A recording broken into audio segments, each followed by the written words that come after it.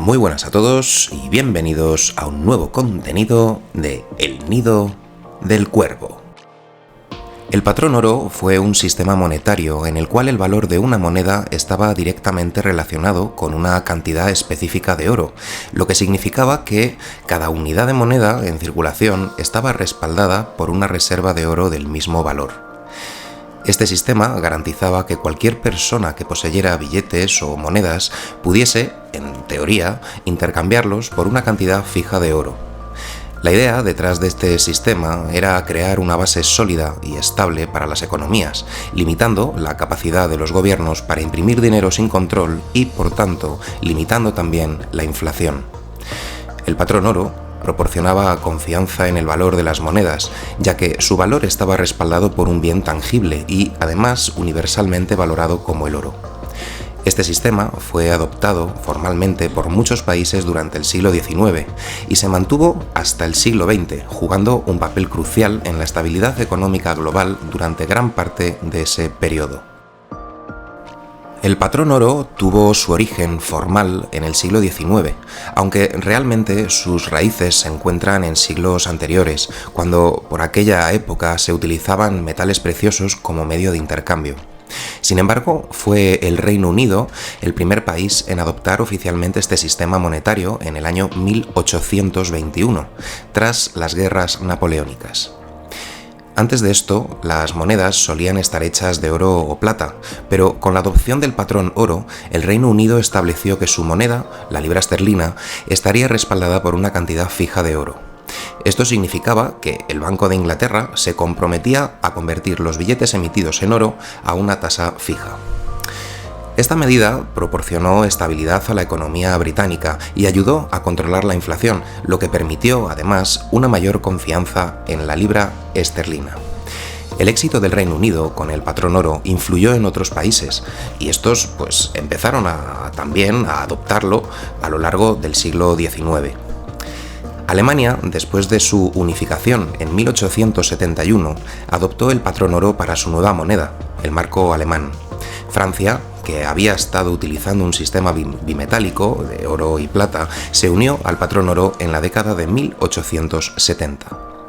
Estados Unidos, aunque había experimentado con un sistema bimetálico similar al de Francia, adoptó plenamente el patrón oro en 1879. Ya para finales del siglo XIX, la mayoría de las economías desarrolladas estaban bajo el patrón oro, lo que llevó a una mayor estabilidad en los tipos de cambio y facilitó el comercio y la inversión internacional.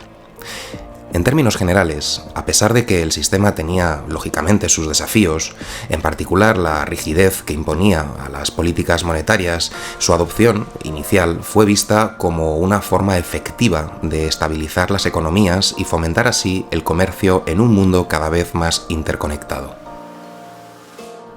La expansión global del patrón oro a finales del siglo XIX y principios del siglo XX transformó el sistema financiero internacional y consolidó un periodo de estabilidad monetaria sin precedentes. A medida que más países adoptaban este sistema, el patrón oro se convirtió en la base de las economías más avanzadas, facilitando el comercio internacional, las inversiones y la integración económica global. La principal característica de este sistema era que las monedas de los países participantes estaban respaldadas por oro, lo que significaba que el valor de una moneda se definía en términos de una cantidad fija de oro.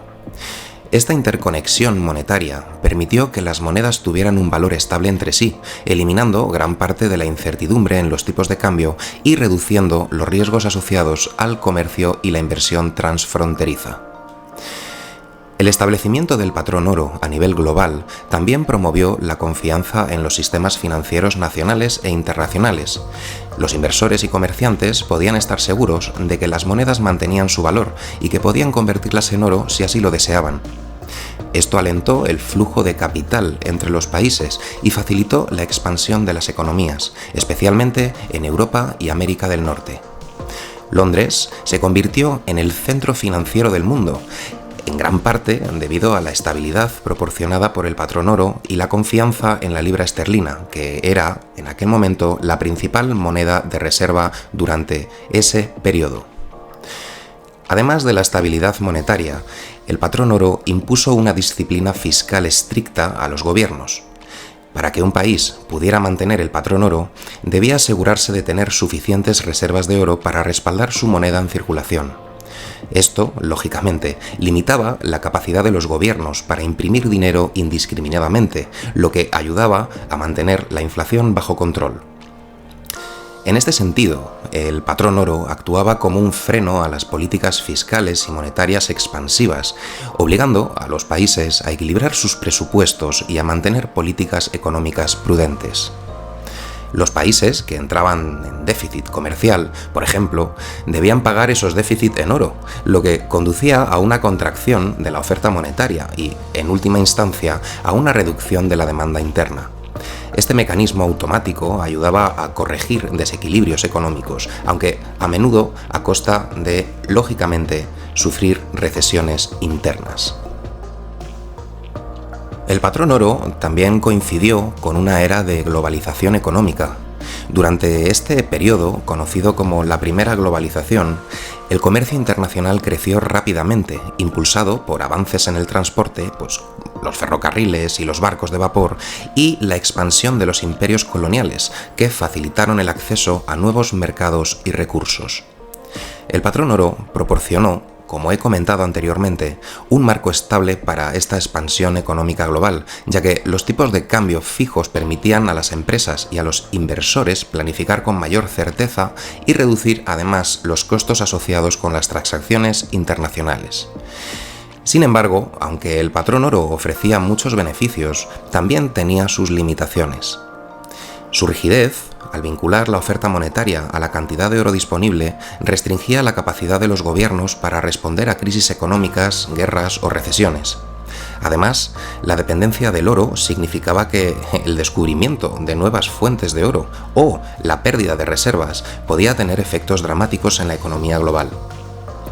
Pese a estas limitaciones, el patrón oro dominó el sistema financiero internacional hasta bien entrado el siglo XX, dejando un legado duradero en la historia económica mundial.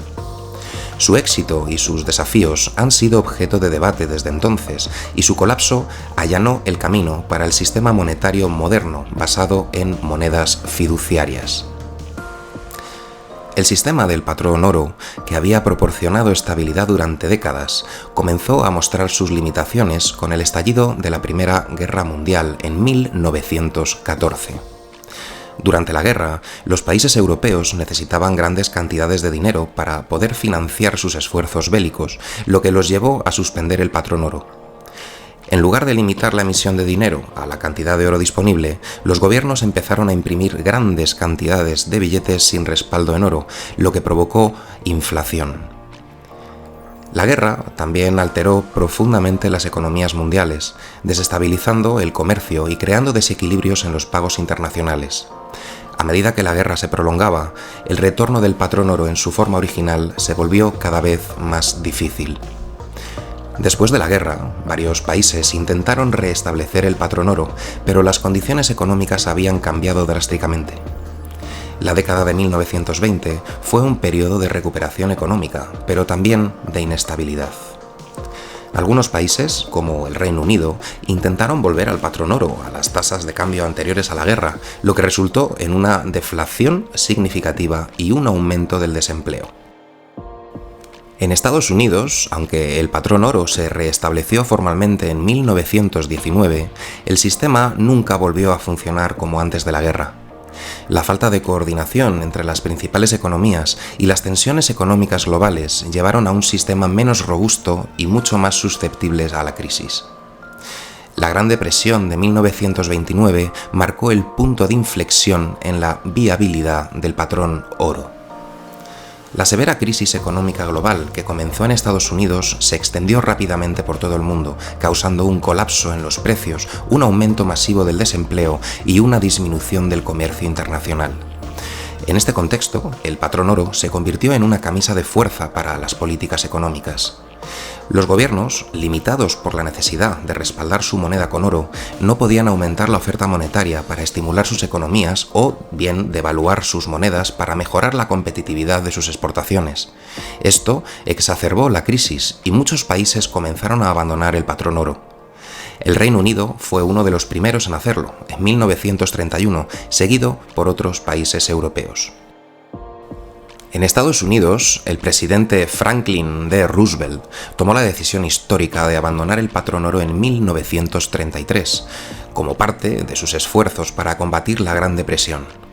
Roosevelt prohibió la posesión privada de oro, obligando a los ciudadanos a entregar sus reservas de oro al gobierno a cambio de dólares. Esto permitió al gobierno aumentar la oferta monetaria y devaluar el dólar, lo que ayudó a estimular la economía. Esta medida marcó un cambio significativo en la política económica y señaló el fin del patrón oro en Estados Unidos. Después de la Segunda Guerra Mundial, se estableció un nuevo sistema monetario internacional en la Conferencia de Bretton Woods, en 1944. De esto habréis escuchado hablar muchos. En este sistema, el dólar estadounidense se convirtió en la principal moneda de reserva mundial, respaldada por oro a una tasa fija de $35 por onza. Sin embargo, a medida que la economía mundial creció y la demanda de dólares aumentó, el sistema Bretton Woods comenzó a mostrar tensiones. Los Estados Unidos no podían mantener suficientes reservas de oro para respaldar todos los dólares en circulación. En 1971, bajo la presidencia de Richard Nixon, Estados Unidos suspendió finalmente la convertibilidad del dólar en oro, lo que puso fin al sistema de Bretton Woods y, en efecto, al patrón oro a nivel internacional. Este evento, conocido como el Nixon Shock, marcó el comienzo del sistema de monedas fiduciarias que prevalece en la actualidad, donde el valor de las monedas no está respaldado por un bien físico como el oro, sino únicamente por la confianza en los gobiernos y las economías que las emiten. Así como conclusión, podría decir que el patrón oro dejó un legado mixto. Por un lado, es recordado por la estabilidad y la confianza que proporcionó en una era de crecimiento económico y expansión global. Por otro, su rigidez y la incapacidad para poder adaptarse a las crisis mundiales evidenciaron las limitaciones de un sistema basado en un recurso finito. Su desaparición reflejó la evolución de la economía global hacia un sistema más dinámico y flexible, aunque también mucho más complejo y a la vez vulnerable a nuevas formas de inestabilidad. En la actualidad, el debate sobre el patrón oro persiste. Algunos economistas y políticos miran con nostalgia su disciplina fiscal, mientras que otros advierten sobre las limitaciones que impuso en un mundo cada vez más interconectado y necesitado de respuestas rápidas y adaptativas. Bueno, pues hasta aquí el contenido. Hemos hablado del origen, del inicio del patrón oro y de cómo terminó este sistema monetario. Decidme qué opináis. Es cierto que, bueno, pues a nivel de mantener el valor, creo que era un sistema bastante lógico y conservador en ese sentido, pero sí que es cierto que a la hora de enfrentar crisis económicas derivadas de guerras o conflictos internos de cualquier tipo, esa flexibilidad inexistente prácticamente en el patrón oro, creo que fue la causa principal de su fin. O sea, pienso que además es algo que es difícilmente superable. A día de hoy se habla mucho de si la moneda de los famosos BRICS estará respaldada por materias primas o si lo hará únicamente en oro, pero claro, volveríamos a enfrentar probablemente los mismos problemas, así que si quieren utilizar esa fórmula, tendrán que adaptarla de alguna manera a los posibles cambios que puedan sufrir la economía a nivel global. Hay gente que habla de que estará respaldada por un pequeño porcentaje y sumado también, ya os digo, a una cesta de materias primas. Yo no lo sé. Yo creo que las compras que están haciendo se debe principalmente a la desdolarización y además creo que estando como está el mundo, la crisis de deuda que hay, o sea, que en algún momento tendrá que explotar. Creo que el oro podrá ser la solución para ser capaces de remontar esa futura megacrisis que se avecina. ¿Cuándo llegará? Pues eso es lo que no sabemos. Que llegará es algo casi seguro. No hay más que mirar datos y historia y echar cuentas. Pero ¿cuándo sucederá? Pues bueno, pues puede suceder dentro de poco o dentro de mucho. Eso es que no lo sabemos. No lo sabemos. Hay quien dice 5 años, quien dice 20, quien dice 50. ¿Vale? Lo que sí que creo que el oro es una buena herramienta para mantener valor y para guardar ese poder adquisitivo que podemos llegar a perder en una situación hiperinflacionaria derivada de un desajuste total de la economía global. ¿Vosotros qué opináis? ¿Creéis que el oro puede tomar partida en esa nueva en ese nuevo sistema monetario que parece que va a llegar? Dejadlo en comentarios.